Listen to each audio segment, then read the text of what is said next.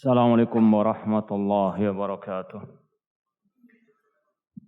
Innal hamdalillah nahmaduhu wa nasta'inuhu wa nastaghfiruh wa na'udzu billahi min syururi anfusina wa min sayyiati a'malina. Man yahdihillahu fala mudhillalah wa man yudlil fala hadiyalah. Ashhadu an la ilaha illallah wahdahu la syarikalah wa ashhadu anna Muhammadan abduhu wa rasuluh. Ya ayyuhalladzina amanu taqullaha haqqa tuqatih wa la tamutunna illa wa antum muslimun. Ya ayyuhan nasu taqu rabbakumul ladzi khalaqakum min nafsin wahidah wa khalaqa minha zawjaha wa batha minhuma rijalan katsiran wa nisaa'a wattaqullaha alladzi tasaaluna bihi wal arham innallaha kana 'alaikum raqibah.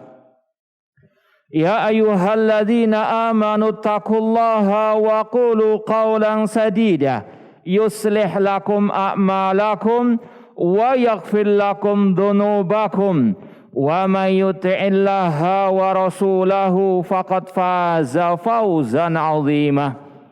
Amma ba'd, fa inna asdaqal hadits kitabullah wa khairal hadi hadyu Muhammadin sallallahu alaihi wasallam wa syarrul umuri muhdatsatuha wa kullu muhdatsatin bid'ah wa kulla bid'atin dhalalah wa kulla dhalalatin finnar. Ma'asal muslimin, ikhwani fillah wa akhwati, bapak-bapak, ibu-ibu, saudara-saudariku rahimani wa rahimakumullah. Pertama-tama marilah kita senantiasa memanjatkan puji syukur kepada Allah Subhanahu wa taala yang dengan limpahan nikmat, hidayah serta pertolongannya kita dipertemukan oleh Allah Subhanahu wa taala dalam majelis yang mulia ini, di dalam salah satu taman surga Allah yang ada di dunia ini. Semoga Allah Subhanahu wa taala mengumpulkan kita di taman surganya di akhirat kelak. Kemudian karena ini mungkin masih ada suasana lebaran, kita ucapkan taqabbalallahu minna wa minkum wa kullu amin wa antum bi khair. Dan tidak lupa sebagaimana kata Rasul, la yashkurillah man la yashkurin nas. Tidak bersyukur kepada Allah yang tidak berterima kasih kepada manusia, maka kita ucapkan banyak-banyak terima kasih kepada takmir masjid yang telah memfasilitasi kita untuk kita saling watawassaw bil haq watawassaw bis sabr di kesempatan yang berbahagia ini.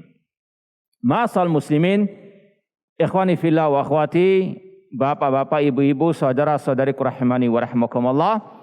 Langsung saja kita mengkaji tema yang sudah diumumkan, tauhid prioritas dakwah salafiyah. Ada dua motivasi yang menjadikan kita membahas masalah ini. Yang pertama, untuk mengingatkan yang sudah lama mengaji sunnah, mengaji dakwah salafiyah tentang salah satu prinsip dakwah salafiyah ini. Karena mungkin ada yang lupa, mungkin ada yang lalai, maka wadzakir fa inna dzikra tanfa'ul mu'minin. Berilah peringatan karena peringatan itu bermanfaat bagi orang-orang yang beriman. Dan sekaligus mengingatkan yang baru masuk dakwah salafiyah, yang istilah sebagian kita baru hijrah ke kajian sunnah, agar tahu bahwasanya di antara usul dakwah salafiyah, prinsip dakwah salafiyah yaitu memprioritaskan masalah at-tauhid. Ya. Dan ini yang banyak disampaikan oleh para ulama, terutama dalam kitab masalah manhaj salafi, manhaj dakwah salafiyah, minhaj firqatin najiyah. Kalau mungkin antum pernah belajar atau membaca buku Minhaj Firqatin Najiyah, karya Syekh Muhammad bin Jamil Zainu rahimahullah, salah satu murid senior Syekh Muhammad Nasruddin Al-Albani rahimahullah, yang beliau meninggal di kota Mekah beberapa tahun yang lalu. Beliau mengatakan di antara minhaj firqatin najiyah, metode kelompok yang selamat, al-firqatun najiyah ta'tabiru tauhid. Firqatun najiyah, kelompok yang selamat, ahlu sunnah wal jamaah, at-taifah al-mansurah, ad-da'wah salafiyah, itu memprioritaskan dakwah kepada at-tauhid. Demikian pula kalau antum mungkin pernah membaca buku Situ Durar min Usul Ahlil Athar, 6 prinsip dasar ahlu sunnah wal jamaah oleh Syekh Abdul Malik Ramadhani.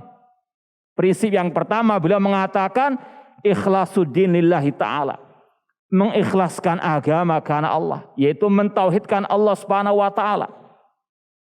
Jadi sekali lagi, ini mengingatkan yang sudah lama ngaji sunnah dan juga yang baru ngaji sunnah. Yang kedua, motivasi kita membahas masalah ini karena banyak syubhat, kerancuan, pemikiran, pemahaman, baik dari orang yang masih mengaku mengikuti dakwah salafiyah, masih mengaku salafi, cuma ada virus-virus yang mengotorinya sehingga mulai merusak prinsip dasar salafiyah ini.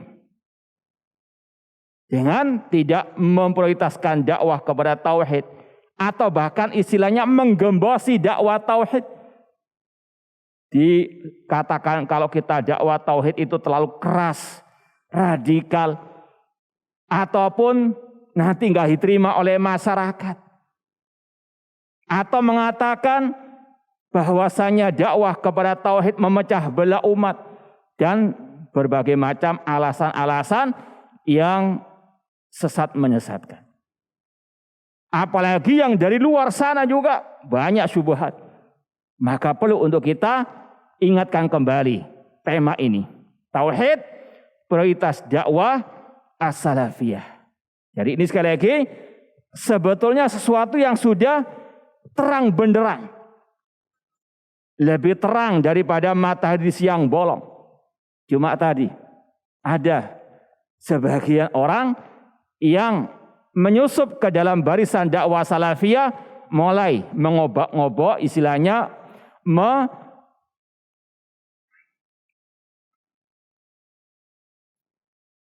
jazakumullah khairan. Mohon maaf, ana masih belum bisa buka masker karena dalam rangka ati Allah wa ati Rasul wa ulil amri minkum. Dan ini juga termasuk salah satu prinsip dakwah as-salafiyah. Ati Allah, ati Rasul wa ulil amri minkum. Kecuali kalau ada peraturan di tempat umum, silahkan ana buka. Ada enggak peraturan dicabut seperti itu? Ya. Sekali lagi mohon maaf karena kata Imam Al-Qurtubi, al-amrul jaiz idza ja'al amr min wal amr sara wajibah. Kata Imam Qurtubi, sesuatu yang asalnya mubah, tapi kalau ada perintah dari pemimpin kaum muslimin, bisa statusnya menjadi wajib, wala mahalat mukhalafatuh, dan tidak boleh menyelisihinya. Dan ana meyakini inilah ladang pahala. Karena apa? Ati Allah wa ati Rasul walil amri minkum. Dalam rangka apa? Menjalankan perintah Allah. Bahkan kata Imam At-Tahawi dalam Al-Aqidah Tahawiyah, wa nara ta'atahum min ta'atillah azza wa jalla faridah. Dan kami, kata Imam Tahawi ahlu sunnah, berpendapat mentaati pemimpin kaum muslimin dalam hal yang tidak bermaksiat kepada Allah, itu bagian daripada taat kepada Allah, dan itu hukumnya wajib. Jadi insya Allah bisa dimaklumi. Paham tom? Baik, faedah. Kembali kepada pembahasan tadi, taat kepada atau kembali kepada pembahasan tauhid, bahwasanya pembahasan ini sudah terang benderang, sudah jelas dalam kitab-kitab para ulama al-sunnah. Cuma tadi karena ada syubhat-syubhat perlu kita angkat kembali. Alhamdulillah pernah kita istilahnya menerjemahkan sebagian ucapan ulama-ulama tentang prioritas dakwah tauhid dalam buku yang alhamdulillah sudah kita terbitkan beberapa kali, Menyelami Samudra Kalimat Tauhid. Ya, kita bawakan ucapan ulama-ulama ahlu sunnah, entah yang sudah meninggal dunia atau yang masih hidup. Di antaranya Asy-Syaikh Al-Albani rahimahullah. Beliau punya kutip, meskipun asalnya itu ceramah yang sudah ditranskrip, yang judulnya sangat jelas sekali. At-Tauhid awalan ya du'atal Islam. Tauhid yang pertama, wahai para dai-dai Islam. Ini jelas sekali. Prioritas utama dakwah as-salafiyah. Bahkan Syekh Shalih bin Fauzan Al-Fauzan, hafidhallahu ta'ala, beliau mengatakan banyak orang-orang yang mengaku sebagai dai, namun nggak mau berdakwah kepada tauhid, tidak mau mengingkari kesyirikan. Kemudian beliau mengatakan, dan ini menunjukkan akan kerusakan manhajnya dalam berdakwah. Ya. Padahal sekali lagi, salah satu prioritas dakwah salafiyah, dakwah kepada at-tauhid. Dan ini semuanya tidak lain tidak bukan kecuali sekedar melanjutkan tongkat estafet dakwah para nabi, para rasul. Para anbiya, para rasul, semuanya sepakat memprioritaskan dakwah kepada tauhid. Dari mulai rasul pertama Nabi Nuh alaihissalam sampai Nabi kita Muhammad sallallahu alaihi wasallam. Nabi Nuh alaihissalam seperti yang Allah firmankan dalam surat Al-A'raf ayat ke-59. Laqad arsalna Nuhan ila qaumihi faqala ya qaumi ibudullah ma lakum min ilahin ghairu. Sungguh kami telah mengutus Nabi Nuh kepada kaumnya. Apa seruan beliau? Ya qaumi ibudullah. Wahai kaumku, sembahlah Allah saja. Tidak ada sesembahan yang hak bagi kalian kecuali Allah. Wa ila adin akhahum hudan faqala ya qaumi ibudullah ma lakum min ilahin ghairu. Demikian pula dakwah Nabi Yusuf alaihissalam. Bahkan ketika beliau di penjara tetap dakwah kepada tauhid. Ya sahibai sejeni arbabun mutafarriquna khairan amillahul wahidul qahar. Wahai dua temanku yang di penjara, apakah sesembahan yang banyak, Tuhan-Tuhan yang banyak lebih baik, ataukah Allah yang Maha Esa lagi Maha Perkasa? Ma ta'buduna min duni illa asman samaitum wa antum wa aba'ukum ma anzalallahu biha min sultan. Tidaklah yang kalian sembah kecuali nama-nama yang kalian buat sendiri, yang tidak Allah turunkan keterangan padanya. Tidak ada hukum kecuali hukum Allah. Amara alla ta'budu illa iyyah. Allah memerintahkan agar kalian tidak beribadah kecuali hanya kepada Allah Subhanahu wa taala. Demikian pula Nabi kita Muhammad SAW 13 tahun di kota Mekah. Demikian pula 10 tahun di kota Madinah, tetap dakwah beliau yang paling utama dakwah kepada tauhid, yaitu tauhid al-uluhiyah. Ifradullah bil ibadah, mengesahkan Allah dalam ibadah. Bahkan 10 tahun pertama kata para ulama, dakwah beliau hanyalah qulu la ilaha illallah tuflihu. Katakanlah la ilaha illallah, kalian akan selamat. Dan la ilaha illallah berkaitan dengan tauhid apa? Tauhid apa? Al-uluhiyah. Siapa yang bisa menjawab apa makna la ilaha illallah dalam bahasa Arabnya? Angkat tangan. Bahasa Arabnya. Iya, imam yang jawab. Baik, dapat hadiah. Ya, kalau imamnya salah disuruh jadi makmum nanti. Baik, yang bahasa Indonesia. Nah, fadhal. Wa iyyakum. Ini dakwah Nabi kita Muhammad sallallahu alaihi wasallam. 10 tahun di kota Makkah tidak ada dakwah kecuali tentang at-tauhid. Dan inilah yang Allah katakan sebagai manhaj dakwah Nabi kita Muhammad SAW. Seperti yang Allah firmankan dalam surat Yusuf ayat 108. Qul hadi sabili ad'u ilallah ala basira ana wa manittaba'ani wa subhanallah wa ma ana minal musyrikin. Katakan Nabi Muhammad, inilah jalanku, kata Rasul SAW. Qul hadi sabili ad'u ilallah, aku berdakwah kepada Allah, kepada tauhid Allah. Ala basirah, di atas ilmu, aku dan para pengikutku. Apa dakwah beliau? Wa subhanallah, maha suci Allah, mentauhidkan Allah. Dan aku bukan termasuk orang-orang musyrikin. Ini dakwah Nabi Muhammad, kata para ulama, dibangun di atas ala basirah, ilmu, dan dakwah beliau yang paling utama menyeru umat kepada tauhidullah, memerangi kesyirikan. Dan yang jelas menyimpang dari dakwah tersebut bukan termasuk pengikut Nabi Muhammad SAW. Allah mengatakan beliau dan para pengikut beliau, ini metode dakwanya, manhaj dakwana, subhanallah wa ma'ana minal musyrikin.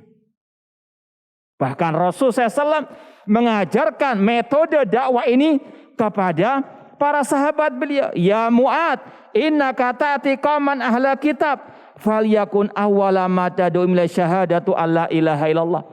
Wahai Mu'ad, jadikan dakwahmu pertama kali di negeri Yaman tentang kalimat tauhid la ilaha illallah. Dan ini kata para ulama bukan hanya untuk ahlul kitab, namun juga untuk kaum muslimin. Ya, seperti yang kita bacakan atau bawakan dari kitab ucapan para ulama tadi. Karena ada sebagian orang yang gagal paham tentang ini, memahami hadis Mu'ad bin Jabal tadi, oh itu kan hanya untuk ahlul kitab. Kata para ulama, yang berbuat kesyirikan, apakah ahlul kitab saja? Hah? Apakah ahlul kitab saja? Apakah sebagian kaum muslimin tidak ada yang berbuat kesyirikan? Banyak, betul tak? Bahkan ini yang Rasul ingatkan. Rasul mengatakan, la taqumus sa'ah hatta talhaqa qabailun min ummati bil musyrikin. Tidak akan tegak hari kiamat sampai kabilah dari kaum muslimin mengikuti orang-orang musyrikin, hatta ta'buda qabailun min ummati al-ausan, sampai kabilah-kabilah dari umatku menyembah berhala. Rasul yang mengatakan demikian. Kok ada yang mengatakan dakwah tauhid itu hanya untuk ahli kitab, kaum muslimin bebas dari syirik? Naudzubillah min dzalik. Ini jelas menyelisih sabda Rasulullah SAW. Bahkan yang lebih parah lagi, ada yang mengatakan kalau kita dakwah tauhid kepada umat Islam berarti kita menyamakan umat Islam dengan orang Yahudi. Naudzubillah min dzalik. Ini sekali lagi ada penggembosan terhadap dakwah atau tauhid meskipun dari orang dalam sendiri. Makanya perlu untuk diingatkan kembali. Inilah prinsip dakwah salafiyah yang baku, yang paten, tidak bisa dirubah-rubah lagi. Ya. Ini minas sawabit kata para ulama, termasuk hal yang paten, yang baku dalam usul dakwah salafiyah. Tidak boleh ditawar-tawar lagi. Enggak boleh dirubah-rubah lagi. Kalau merubah-rubah itu manhaj bunglon, itu manhaj mencela-mencela namanya. Naudzubillah min dzalik. Ini yang pertama tentang judul kajian kita, prioritas atau tauhid prioritas dakwah salafiyah. Ini sekali lagi merupakan kesepakatan para ulama ahli sunnah wal jamaah, dan ini sekali lagi hanya melanjutkan tongkat estafet para anbiya wa rusul, dan ini yang dikatakan oleh Allah tadi sebagai manhaj metode dakwah pengikut Nabi Muhammad SAW. Kemudian poin yang kedua yang perlu kita bahas tentang apa itu tauhid. Kenapa ini kita bahas? Karena di luar sana juga banyak kelompok-kelompok yang mendengungkan istilah tauhid. Betul enggak? Bahkan ada kelompok teroris di negeri kita ini syiarnya apa? Tauhid. Maka perlu untuk dijelaskan tauhid versi mana ini? Ya. Tadi kita sudah sampaikan tauhid versi para anbiya wa rusul, yaitu tauhid al-uluhiyah. Ini yang paling utama, yang merupakan intisari prioritas dakwah para nabi, para rasul. Walaqad ba'asna fi kulli ummat rasulan an i'budullah wastanibu at-taghut. Dan sungguh kami telah mengutus kepada para nabi, para rasul, atau kepada para, dan sungguh kami telah mengutus kepada setiap umat seorang rasul, seruannya ani ibudullah, sembahlah Allah. Tauhid al-uluhiyah dan tinggalkan semua sesembahan selain Allah. Di luar sana ada tauhid yang jauh dari tauhidnya para anbiya wa rusul. Artinya prioritas dakwah mereka bukan tauhid al-uluhiyah. Kalau mungkin antum pelajari usul, prinsip-prinsip kelompok-kelompok sesat seperti kelompok Mu'tazilah, yang kalau istilah kita sekarang kelompok liberal, para penuhan akal. Kalau antum pelajari di kitab-kitab para ulama, di antara 5 prinsip dasar Mu'tazilah at-tauhid. Jadi kalau antum mendengar orang mengatakan tauhid, jangan tergesa-gesa ini pasti salafi. Tinggal harus cross check dulu apa tauhid yang dimaksud itu. Paham? Jadi ada kelompok namanya Mu'tazilah punya 5 prinsip dasar, di antaranya at-tauhid. Apa maksud tauhid mereka? Nafyus sifat, meniadakan semua sifat-sifat Allah. Mereka nggak meyakini Allah punya sifat. Allah kata mereka punya nama namun nggak punya sifat. Allah namanya alim bila ilmin. Itu tauhid ala Mu'tazilah. Paham? Jadi jangan kesusu dulu, jangan tergesa dulu. Oh pasti ini Salafi Ahlus Sunnah wal Jamaah. Seperti yang kita sampaikan tadi. Bahkan salah satu kelompok teroris negeri kita ini syiarnya namanya saja sudah penolong tauhid, pembela tauhid. Namun tauhid menurut mereka, menurut kelompok teroris, kelompok Khawarij abad ini, yang paling puncak namanya tauhid al-hakimiyah. Pernah dengar? Coba siapa yang bisa menjelaskan, dapat hadiah. Apa itu tauhid hakimiyah menurut mereka?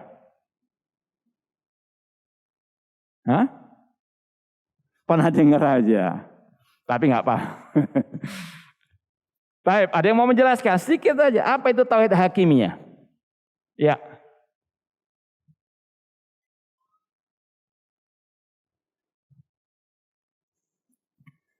Iya, hadiahnya karena berani menjawab, tapi nggak benar jawabannya. Ya, dapat yang tipis saja ya. Coba tolong sampaikan. Ya. Ada yang mau bisa menjawab? Ya. Tadal. Taib ahsanta. Siapa yang bisa menerjemahkan tadi, yang angkat tangan tadi? Bisa menerjemahkan? Apa maksudnya?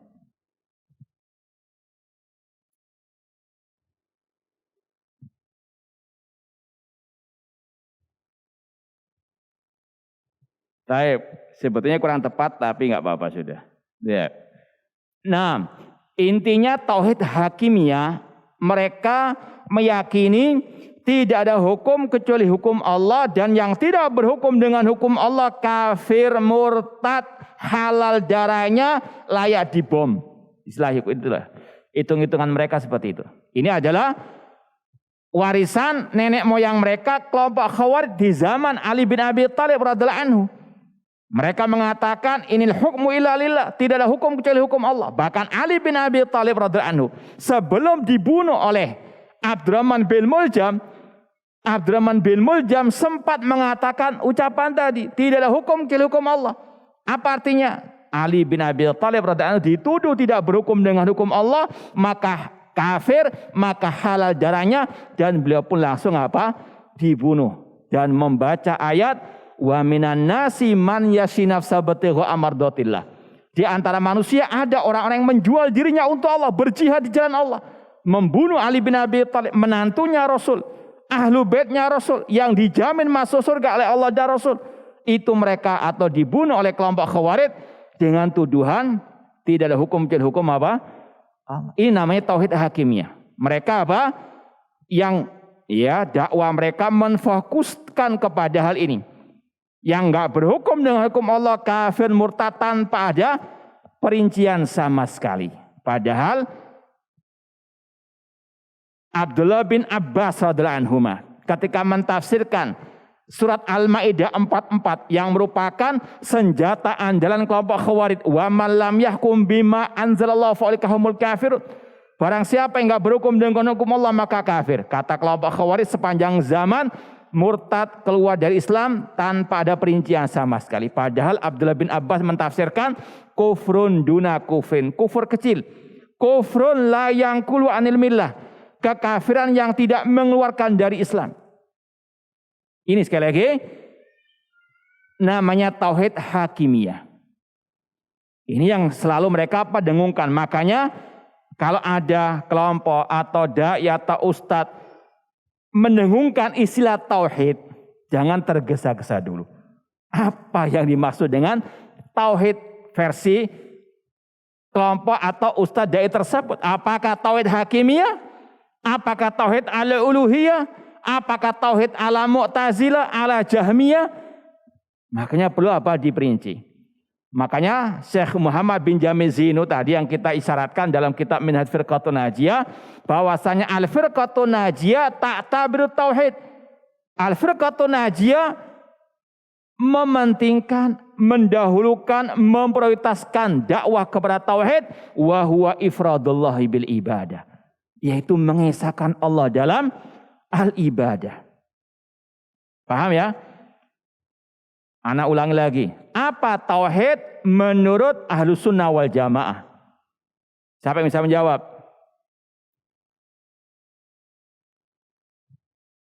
Apa arti tauhid?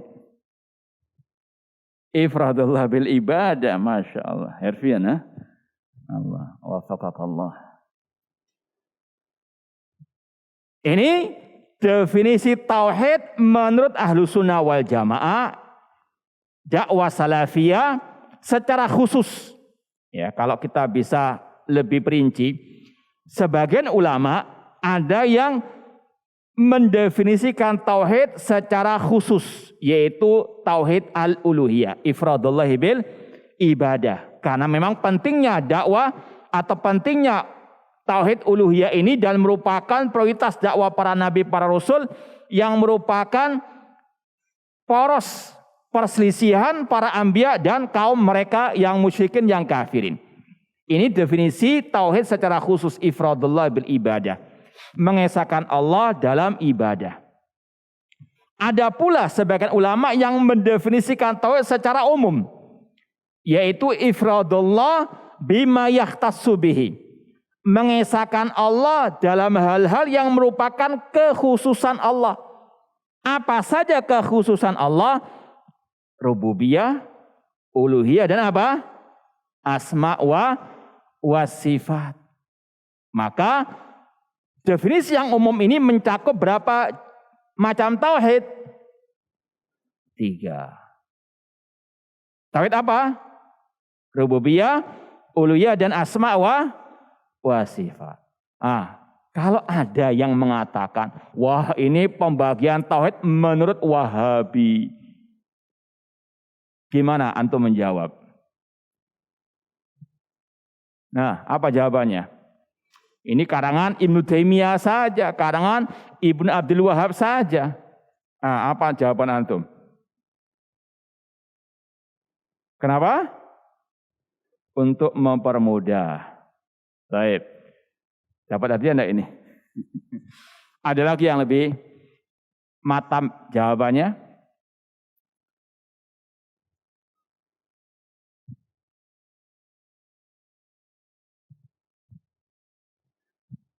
Baik, yang lain, ada lagi. Atau adakah ulama sebelum mereka ini yang membagi tauhid menjadi 3? Ada enggak? Berarti antum ini ikut mereka kayaknya.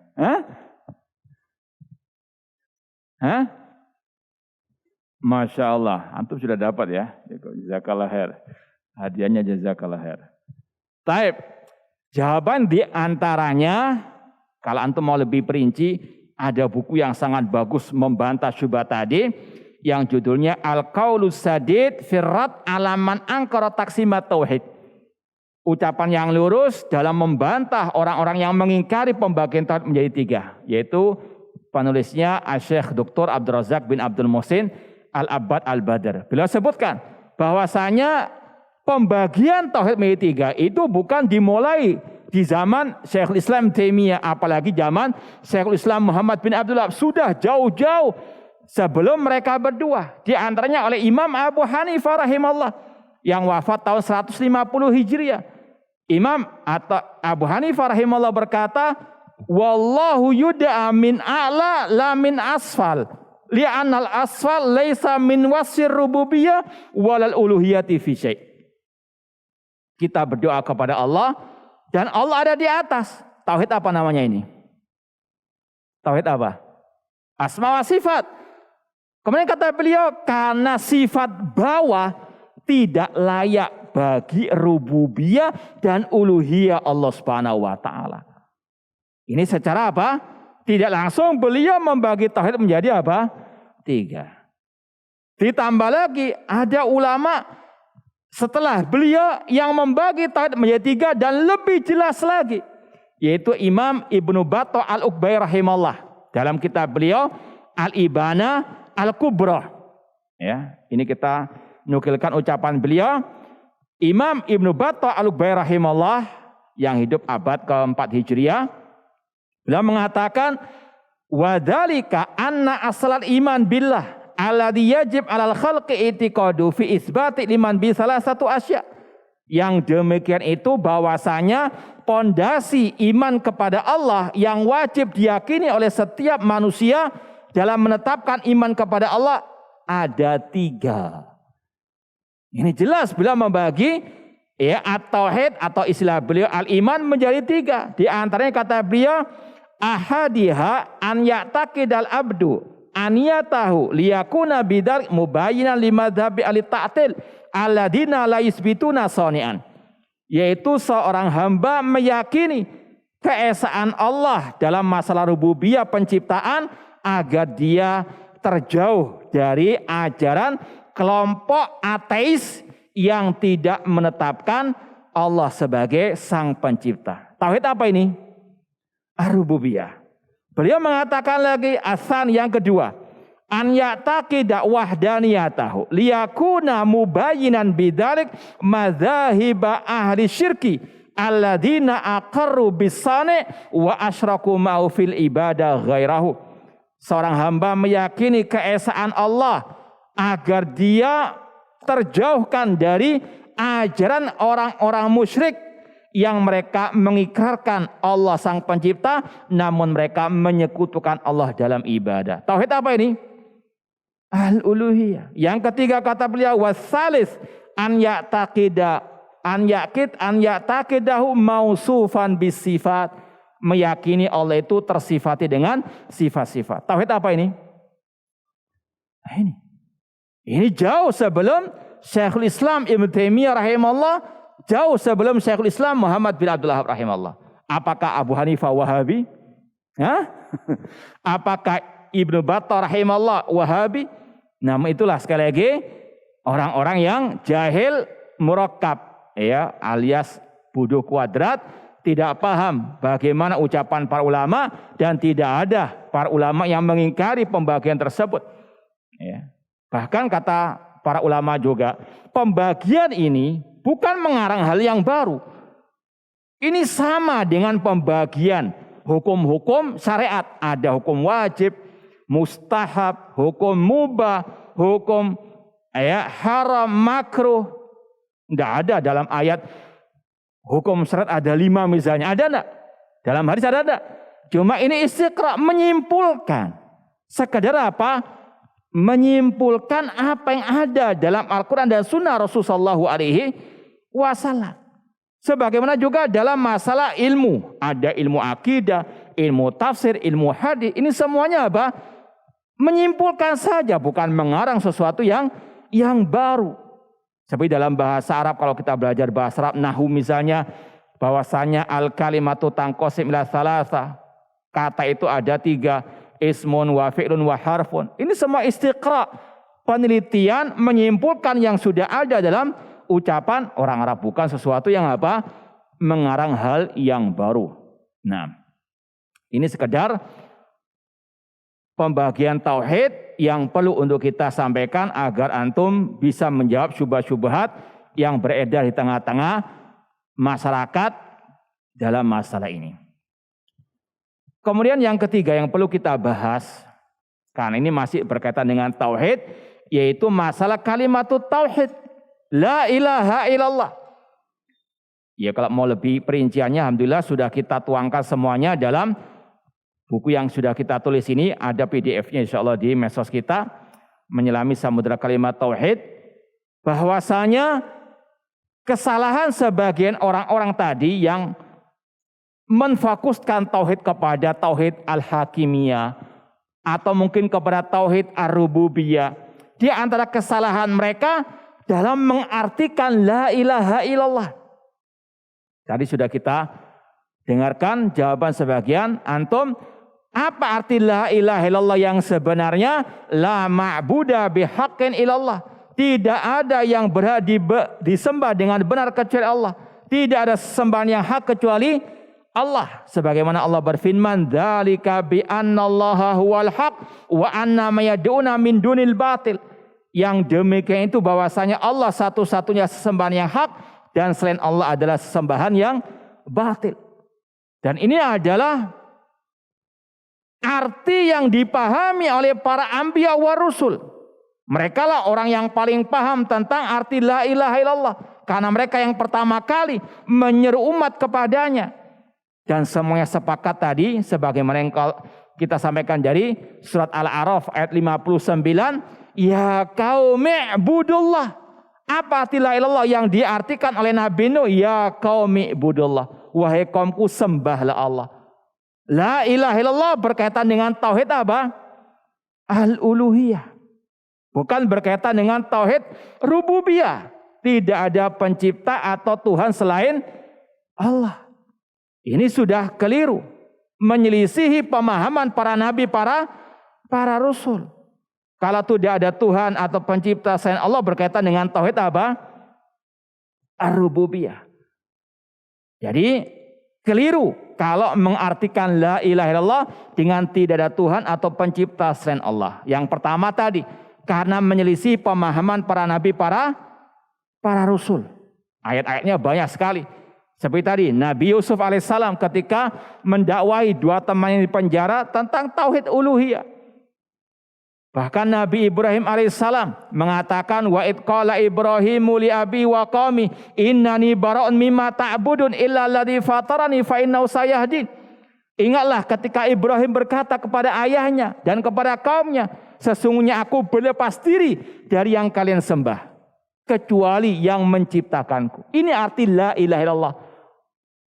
Yaitu apa? Meyakini hanya Allah satu-satunya sesembahan yang selain Allah, sesembahan yang batil, yang wajib untuk kita berlepas diri darinya. Ini kesepakatan para anbiya wa rasul mengartikan la ilaha illallah dengan masalah tauhid al-uluhiyah, bukan tauhid rububiyah. Azan dulu.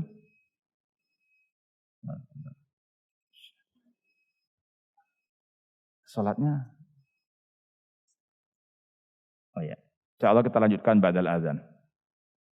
Baik, kita lanjutkan sedikit lagi materinya berkaitan dengan makna kalimat tauhid la ilaha illallah, yaitu la ma'buda bihaqqin illallah. Tidak ada yang berhak disembah dengan benar kecuali Allah. Ini makna yang benar sebagaimana yang dipahami oleh para anbiya wa rusul. Adapun mengartikan la ilaha illallah dengan tidak ada Tuhan atau pencipta selain Allah, ini keliru karena tadi yang pertama menyelisihi pemahaman para nabi, para rasul. Demikian pula secara bahasa Arab, arti al-ilah artinya al-ma'bud, yang disembah, yang berkaitan dengan uluhiyah, bukan berkaitan dengan rububiyah.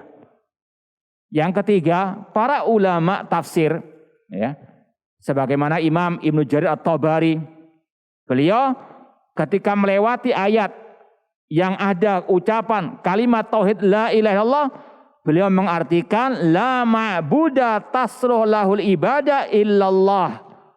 Tidak ada sesembahan yang layak diibadahi kecuali Allah. Ya, kalau mungkin punya tafsir Imam At-Tabari khususnya tentang surat Ghafir ayat yang ketiga, beliau mentafsirkan kalimat tauhid la ilaha illallah tadi dengan la ma'buda tasruh lahul ibadah illallahu. Demikian pula Imam As-Suyuti dalam kitab tafsirnya Al-Jalalain ketika melewati ayat kursi ada kalimat la ilaha illallah, beliau juga sama mengartikan tidak ada yang berhak diibadahi dengan benar kecuali Allah Subhanahu wa taala. Bahkan dalam kitab fikih mazhab Syafi'i, Safinatun Najah, penulisnya di awal kitab ketika melewati pembahasan rukun Islam yang pertama, la ilaha illallah, mengatakan la ma'buda bihaqqin fil wujud illallah. Tidak ada sesembahan yang hak di alam semesta ini kecuali Allah. Kemudian kalau mengartikan la ilaha illallah dengan tidak ada Tuhan selain Allah. Jika ini makna yang benar, orang musyrikin jahiliyah sudah masuk Islam.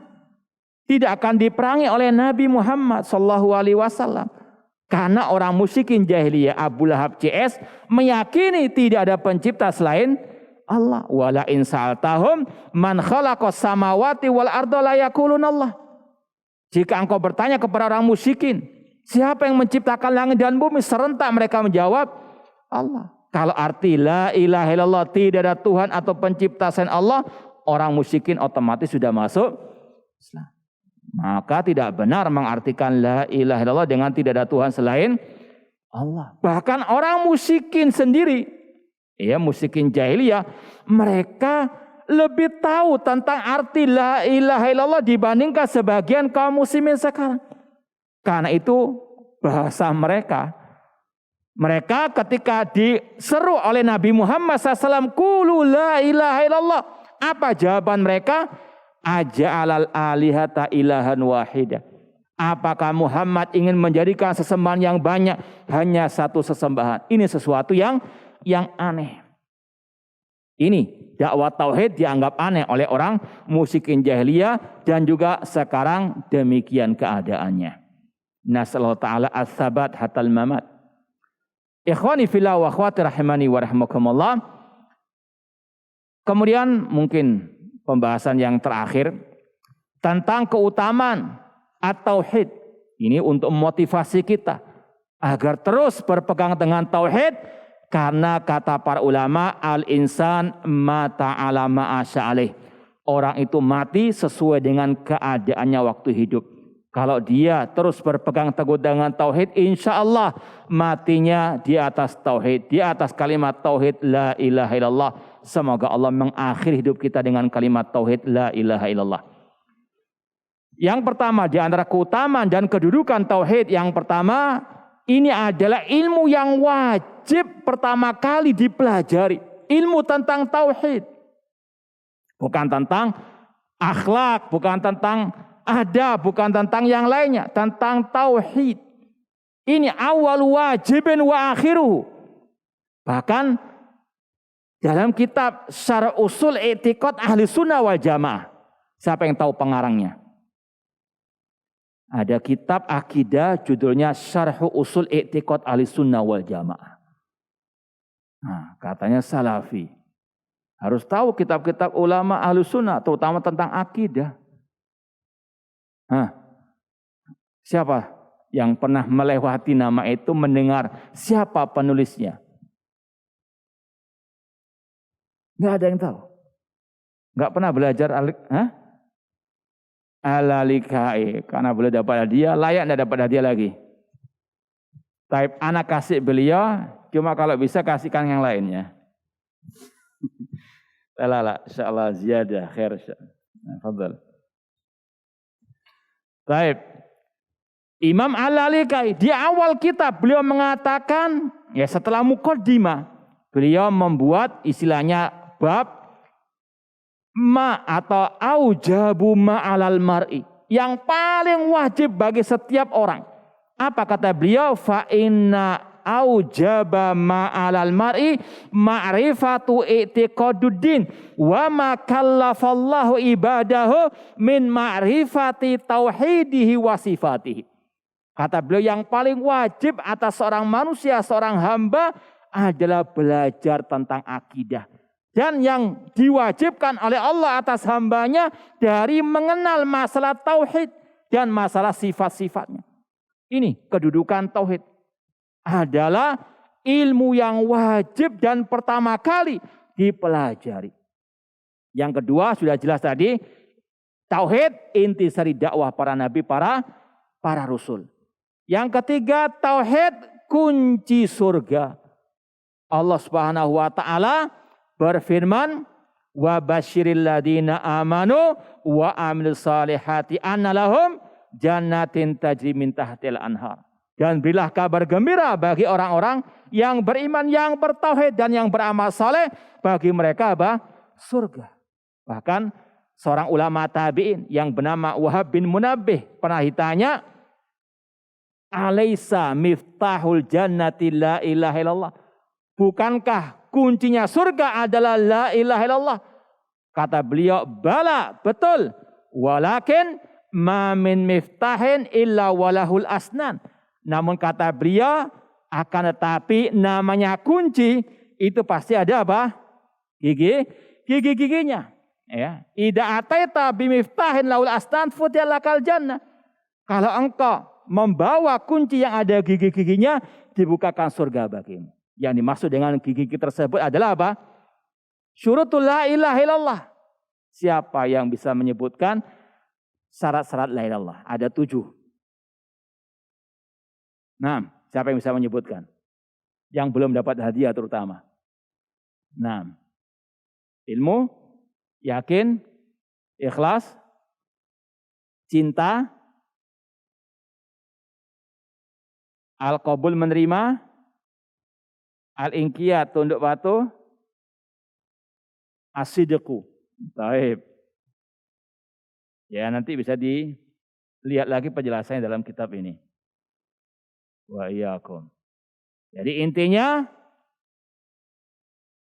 tauhid, kalimat tauhid kuncinya surga. Kemudian juga di antara keutamaan dan kedudukan tauhid, bahwa tauhid adalah salah satu kiat meraih syafaat Nabi pada hari kiamat. Rasul mengatakan, as'adun nasi bi syafaati yaumal qiyamah man qala la ilaha illallah khalisan min kibari nafsihi. Orang yang paling berbahagia dengan syafaatku pada hari kiamat, yang mengucapkan la ilaha illallah dengan ikhlas, dengan memurnikan ibadah hanya kepada Allah dan jujur dari dalam hatinya. Hadis riwayat Bukhari rahimahullah taala. Kemudian di antara kedudukan dan keutamaan tauhid, tauhid kunci kemenangan umat, kunci kejayaan umat. Umat Islam tidak akan jaya, umat Islam tidak akan menang di atas muka bumi ini kecuali dengan mereka kembali kepada tauhid yang benar. Tauhid al-uluhiyah, menyembah hanya kepada Allah, meninggalkan segala bentuk kesyirikan. Dalilnya surat An-Nur, kalau enggak salah ayat 55, Allah berfirman, wa'adallahu alladhina amanu minkum wa amilus salihati la yastakhlifannahum fil ardi kama stakhlafal ladina min qablihim wa la yumakkinanna lahum dinahum alladzi tadallahum wa la yubadilannahum min ba'di khaufihim amna ya'budunani la yusyrikuna bi syai'a. Allah berjanji atas orang-orang yang beriman di antara kalian dan yang beramal saleh, untuk Allah menjadikan mereka sebagai khalifah, penguasa di atas muka bumi ini, sebagaimana Allah menjadikan orang-orang sebelum mereka sebagai penguasa. Dan Allah akan menguatkan agama yang Allah ridhoi bagi mereka, dan Allah akan merubah ketakutan mereka dengan ketenangan, keamanan.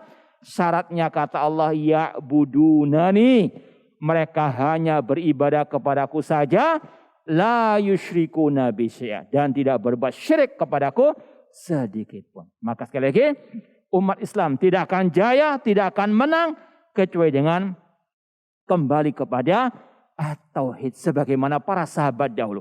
Mereka menang, mereka jaya, mereka bisa menguasai dunia, mengalahkan 2 negara dikuasa dengan apa?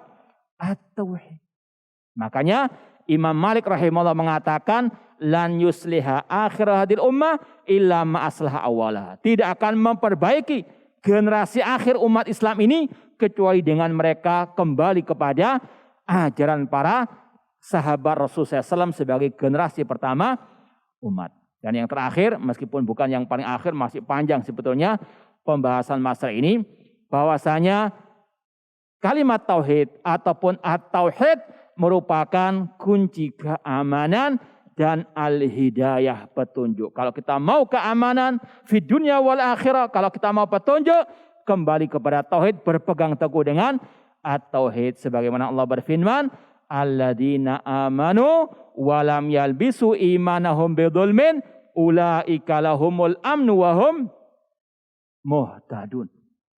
Orang-orang yang beriman, yang bertauhid dan tidak mencampur adukan iman mereka, tauhid mereka dengan kezaliman alias kesyirikan, bagi mereka keamanan dan mereka mendapatkan petunjuk. Falyabudu rabb hadzal bait alladzi at'amahum min ju'in wa amanahum min khauf. Semoga Allah Subhanahu wa taala memberikan keistiqomahan kepada kita untuk belajar tauhid, akidah yang sahihah dan berpegang teguh dengannya, dan semoga Allah mengakhiri hidup kita dengan kalimat tauhid la ilaha illallah.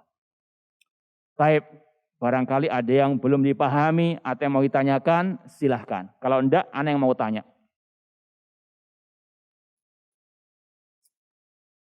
Nah, mungkin ada yang sudah menulis pertanyaan, silahkan disampaikan ke depan.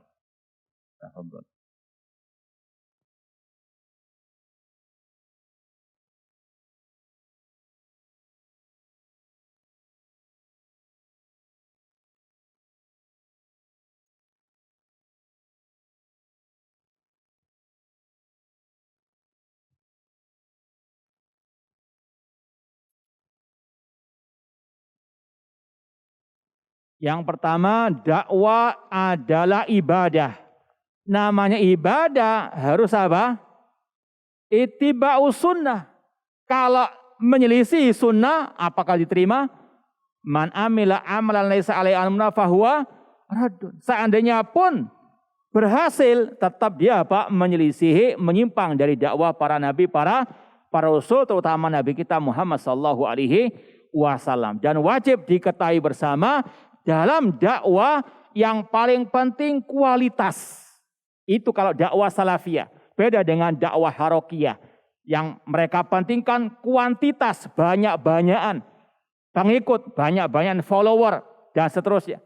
Kalau dakwah salafiyah yang sejati, yang paling penting kualitas. Bagaimana dakwah itu mengikuti ajaran para nabi, para rasul, terutama Nabi kita Muhammad SAW. Diterima atau tidak, hidayah di tangan Allah. Dahulu kata Rasul, ada nabi nggak punya pengikut sama sekali. Apakah nabi itu gagal dalam berdakwah? Tidak. Tapi inilah sunatullah. Ya, bahwasanya yang paling utama bagaimana dakwah itu sesuai dengan ajaran Nabi kita Muhammad SAW. Di antaranya tadi, dakwah yang pertama kali kepada at-tauhid. Kemudian yang kedua, apakah setelah dia dakwah akhlak sebagainya, kemudian dakwah tauhid pasti diterima? Hah? Banyak yang punya prinsip seperti ini juga di demo. Betul enggak? Yang kelihatannya, wah masalah rumah tangga saya, akhirnya juga apa? Kenapa dari awal sudah apa?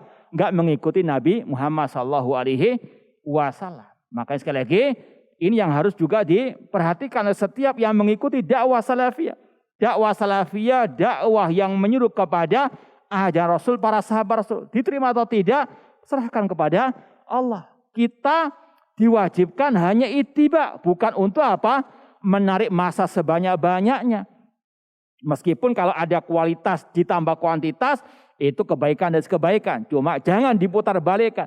Jangan kuantitas dulu, baru kualitas. Ini sekali lagi menyelisih dakwah para anbiya wa rasul. Dan ini yang paling disesalkan oleh para ulama as-salafin atau masyayikh salafin. Berapa banyak orang-orang sekarang istilahnya banting setir. Ya, karena dakwah tauhid enggak diterima, akhirnya apa? Meninggalkan dakwah atau ini sekali lagi bentuk penyimpangan, bentuk istilahnya al-haur ba'dal qaur. Artinya kembali kepada kesesatan setelah mendapatkan petunjuk. Naudzubillahi min dzalik. Yang lain?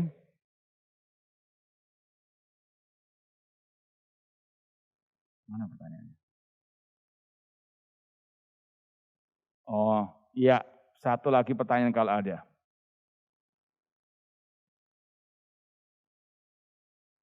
Iya. Coba kalau tidak ada, mumpung masih banyak ini, anak mau bagikan aja. Siapa yang mencatat dari awal sampai akhir pembahasan tadi? Ada? Hah? Merekam gampang. Baik, Hud. Siapa peserta paling tua di sini? Yang umur 70-an? Iya, Pak. Iya, kasih. Ada lagi? Nah, ada lagi yang? Iya, kasih, Pak. Nah, yang muda jangan ngaku tua ya. Baik. Wah, Masya Allah, ada. Kasih 2 ya. Ya. Baik. Baik, ada pertanyaan dari Anas, 1. Siapa yang bisa menjawab, angkat tangan dulu. Atau yang mau menjawab, angkat tangan dulu. Iya, biar latihan gentle. Antum? Nggak ada yang mau? Saya pertanyaannya dulu. Siapa ulama sebelum Ibnu Taimiyah tadi rahimahullah yang membagi kitab menjadi 3 yang kita baca ucapannya tadi? Imam Abu Hanifah. Kasih. Siapa lagi yang kedua? Taib, kasih. Ya, tinggal 1 lagi. Atau tinggal 2 lah, ini masih ada 1. Siapa lagi yang angkat tangan dulu? Nggak ada. Coba sebutkan 1 saja alasan kenapa tidak benar mengartikan la ilaha illallah dengan tidak ada Tuhan atau pencipta selain Allah.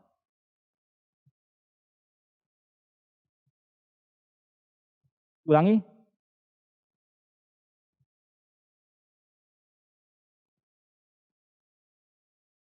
Paham jawabannya?